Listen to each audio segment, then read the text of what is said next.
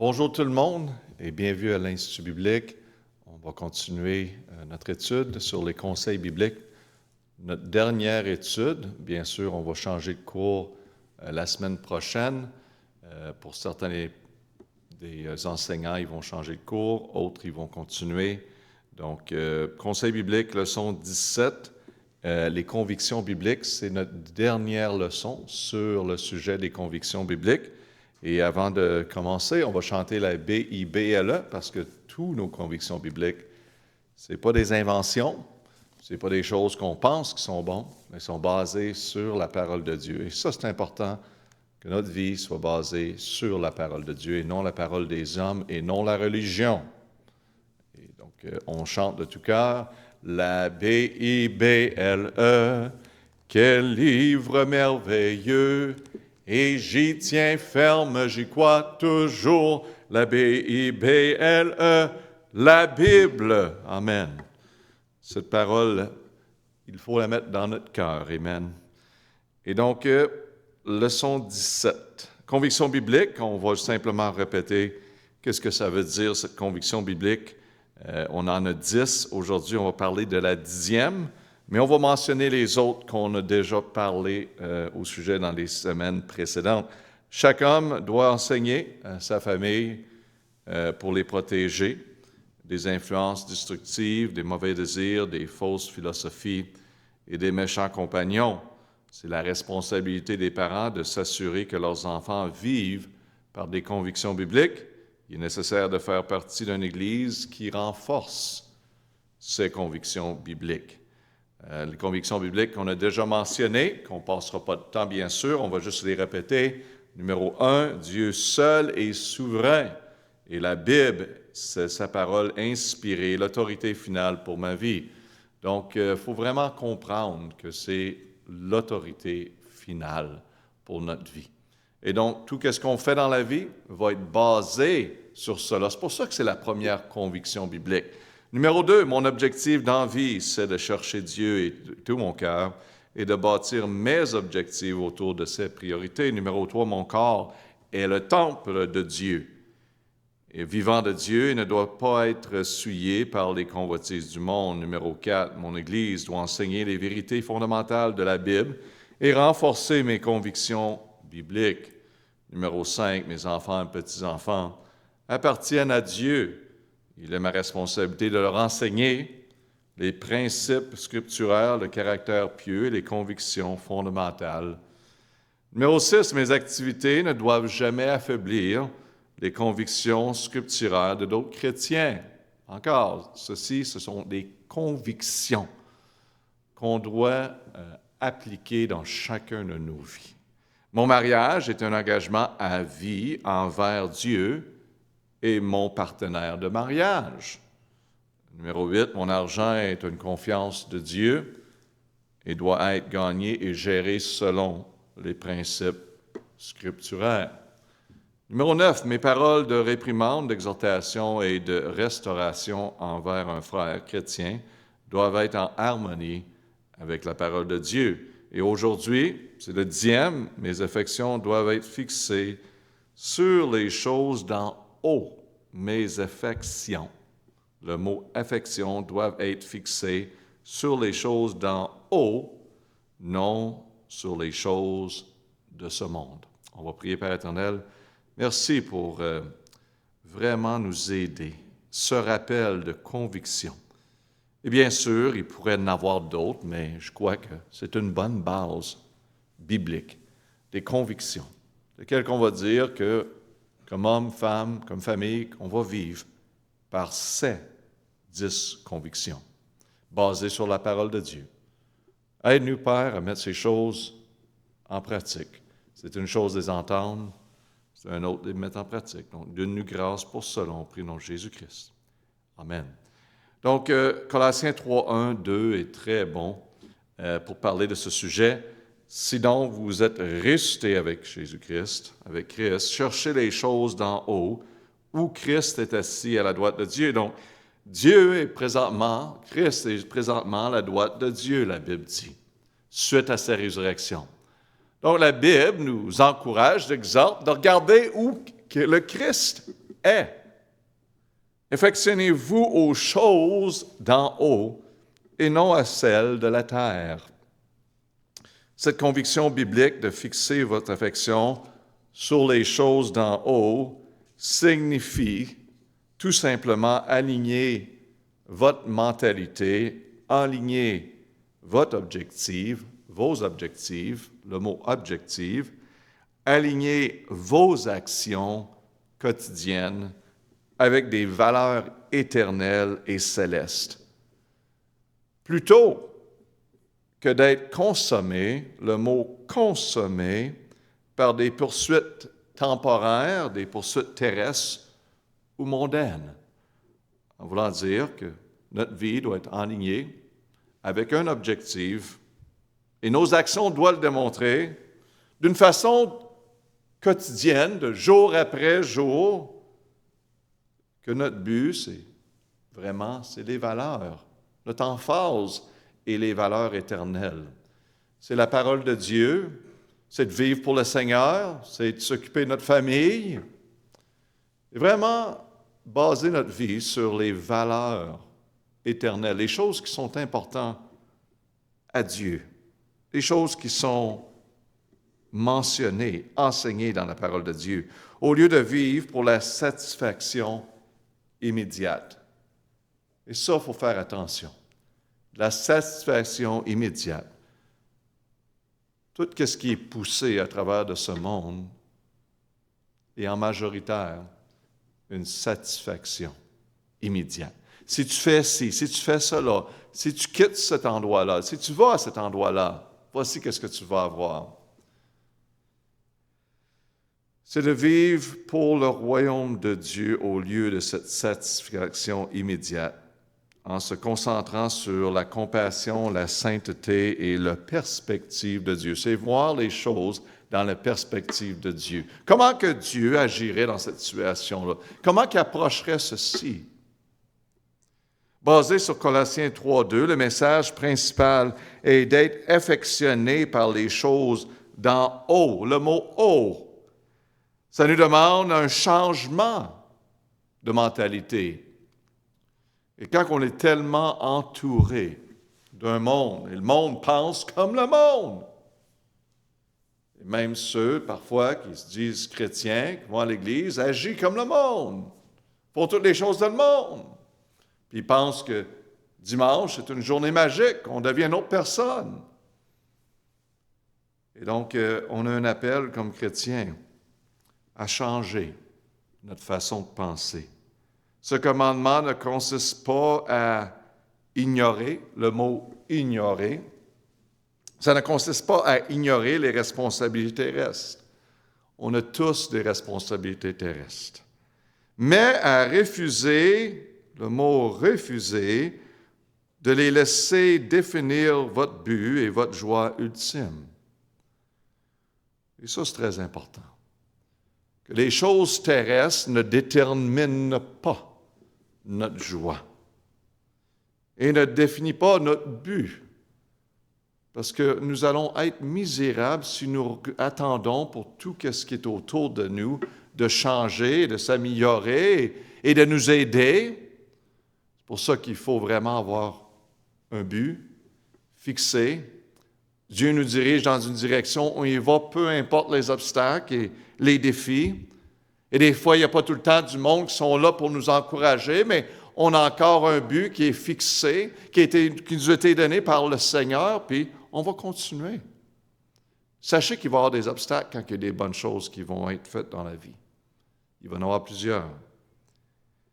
Et on est en arrière de vous, vous savez, on est là pour vous encourager. Parfois, on ne peut pas être là avec vous. En esprit, on est avec vous. On prie pour vous. On veut que vous avancez pour la gloire de Dieu. Et donc, c'est un choix conscient, un choix, le mot choix conscient, de privilégier ce qui est éternel par rapport à ce qui est temporaire. Ça, c'est votre choix. Vous n'êtes pas avec nous, on n'est pas avec vous, mais vous avez un choix chaque matin que vous levez, qu'aujourd'hui, je vais chercher ce qui est éternel.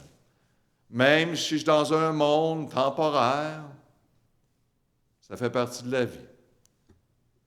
mais changer de mentalité. Mais il faut vivre dans la réalité. On est dans un monde terrestre. Quelqu'un a dit, garde un œil fixé en haut, puis un œil ici. C'est la réalité, n'est-ce pas?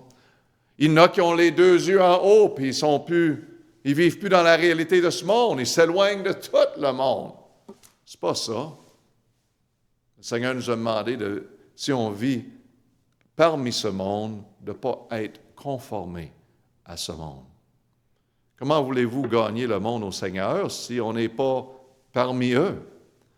On n'a pas besoin de participer dans les actions, les choses de ce monde, mais on vit dans ce monde. Et on doit le faire avec un œil fixé en haut et un œil avec ce qui se passe ici. J'ai été à un funérailles aujourd'hui de quelqu'un. C'était vraiment une célébration de vie. C'est un chrétien. Et on a été rappelé, encore une autre fois, que c'est juste temporaire. Hein? Cette vie ici est juste temporaire. Bientôt, on sera dans la présence du Seigneur et on va tous se rejoindre. Et ça, c'est vraiment la réalité. Donc, faites attention de vivre pour qu'est-ce qui est temporaire, de vous donner à qu'est-ce qui est temporaire. Un œil en haut, un œil ici. C'est un choix conscient de se concentrer sur la poursuite, le mot poursuite de la justice, de la paix, de la joie et du caractère du Christ, qui est la compassion, la bonté, l'humilité, la patience et l'amour. Pasteur, le monde autour de moi ne sont pas comme ça. Ça ne change pas le fait que Dieu nous commande comme chrétiens de poursuivre la justice, la paix, la joie et démontrer le caractère du Jésus-Christ, peu importe comment que le monde est autour de nous. Il doit voir la lumière de Jésus-Christ. Le message de Colossiens 3:12 nous exhorte aussi d'éviter, le mot « éviter ». Cela implique de se détourner des comportements terrestres et pécheurs et égoïstes tels que la colère et la malice, le langage grossier et le mensonge. Et ça ne devrait pas faire partie de nous, ces choses-là, comme chrétiens.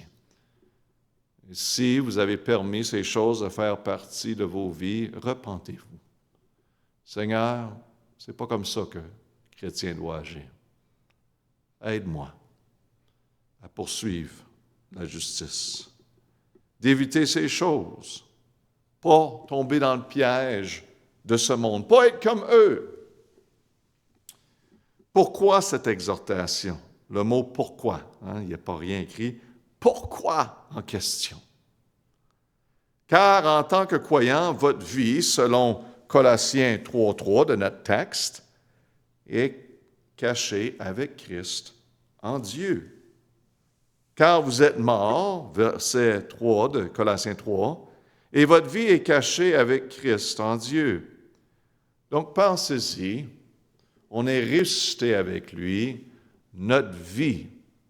Nous sommes morts à nous et nous avons reçu Jésus-Christ. Donc, vivons pour lui. Nous sommes morts à l'ancien homme. Les façons de cet homme qui agit comme un homme terrestre. En Jésus-Christ, nous sommes morts. Nous avons une nouvelle vie. Et cette nouvelle vie est la réflexion de Jésus-Christ. Nous sommes cachés en lui. Ça veut dire que quand le monde nous voit, il doit voir le caractère de Jésus-Christ. C'est pas tout le temps ça, n'est-ce pas? Mais c'est ça, d'être mort avec lui. Dont votre véritable identité, le mot identité, votre sécurité, votre véritable foyer ne se trouve pas dans ce monde, mais votre véritable identité vient de Dieu. Seulement Dieu peut vous dire qui vous êtes. Le problème, c'est que vous permettez les autres, vous permettez votre environnement vous dire qui vous êtes. Et ça, c'est vraiment de vivre dans le monde irréel. Ce n'est pas le monde réel. Le monde est réel et la vérité, c'est de vivre selon ce que Dieu dit que vous êtes, car cela est votre véritable identité. Pas ce que les autres vont dire à propos de vous. Et souvent, le monde va se conformer, vont changer, vont modifier leur vie à cause de la pression de ceux autour d'eux. Soyons changés et transformés par la pression qui vient de Dieu. Cette pression qui est bonne pour nous. Votre identité, vraie identité, vient de lui. Et cette identité est précisée dans la parole de Dieu à propos de vous. Qu'est-ce que Dieu pense de vous? C'est votre vraie identité. Des applications pratiques aujourd'hui. En passant, je voulais dire que Dieu est sa parole, le mot parole.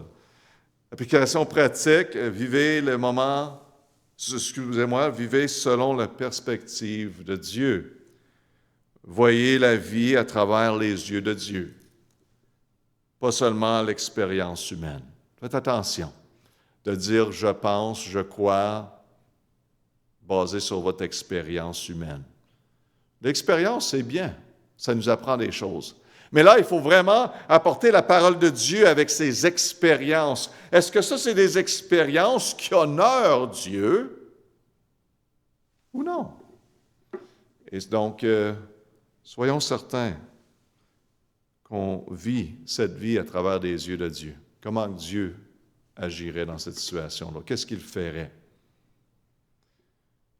Surmonter, le mot surmonter, le matérialisme. Ne vous attachez pas. Donc, surmonter, le mot surmonter, et ne vous attachez pas trop aux biens terrestres temporaires. Faites attention à poursuivre et courir et laisser Dieu à l'arrière. Poursuivre votre vie, vos buts, vos objectifs, et ne pas inclure Dieu. Ça devrait être le contraire, puis j'aime pas ça de dire inclure Dieu, c'est surtout suivre Dieu. Et Dieu nous permet d'en faire partie, n'est-ce pas? Et par la suite, cherchez la volonté de Dieu, cherchez la volonté de Dieu. La Bible dit bien, confiez-vous en l'Éternel, et il dirigera vos chantiers. Chercher, c'est pas que c'est difficile à trouver, mais c'est le cœur et le désir de vivre dans la volonté de Dieu. La volonté de Dieu est bien décrit pour nous. Qu'est-ce qu'on doit faire comme chrétien, comment on devrait vivre et comporter en famille, comme parents, comme maman, comme père, comme homme, comme femme, comme enfant. Beaucoup d'instructions envers les autorités et bien sûr le salut, comment que l'homme peut avoir la vie éternelle, tous ces principes et plusieurs autres. Cherchez la volonté de Dieu. Poursuivez ce qui apporte gloire à Dieu plutôt que le succès temporaire. Faites attention, mes amis. Ce message vous invite à vivre dès maintenant un citoyen du ciel, parce que nous sommes citoyens au ciel. Nous avons une citoyenneté. En Jésus-Christ, vous êtes sauvés. Vous avez déjà votre citoyenneté au ciel. Et bientôt, ça va devenir réel. Amen. Et ayant confiance qu'en priorisant les choses spirituelles et éternelles, vos besoins terrestres seront comblés. Dieu s'occupe de nous, c'est certain. Mais gardez vos yeux fixés, c'est bien ça. Colossiens nous dit bien, gardez vos yeux fixés en haut. Oui, il faut être réel qu'on est sur la terre, mais souvent le monde oublie vraiment qu'est-ce qui s'en vient. Bien que c'est Dieu qui organise, orchestre tout dans la vie, et souvent ils vivent indépendants et ils se trouvent à dire « Ah, comme les enfants d'Israël, on a vraiment fait une erreur. Il faut vraiment reconnaître Dieu dans ma vie. » Et, numéro 10, conviction. Mes affections doivent être fixées sur les choses d'en haut, non sur les choses de ce monde. Je vous encourage, je vais vous envoyer la liste, je vais vous donner à les enseignants, et vous pouvez l'imprimer, de les 10 convictions sans tous les... Bien sûr, vous avez déjà les notes, mais je vais les mettre, les convictions bibliques, 1, 2, 3, 4, 5, 7, 8, 9, 10, avec un petit verset biblique de chacun. Et vous pouvez les mettre, mettez-les sur le mur, imprimez-les, le mur à votre maison, à quelque part, sur le frigidaire. Avez-vous des frigidaires là-bas? Oui. Quoi que ce soit. Mettez-les sur le mur de la maison. La Bible parle d'inscrire des choses, c'est des bonnes choses. Afin que la famille peut voir qu'on vit par des convictions bibliques. Amen. Père éternel, merci pour cet enseignement et c'est tellement un bon rappel pour moi d'établir et d'enseigner ces convictions.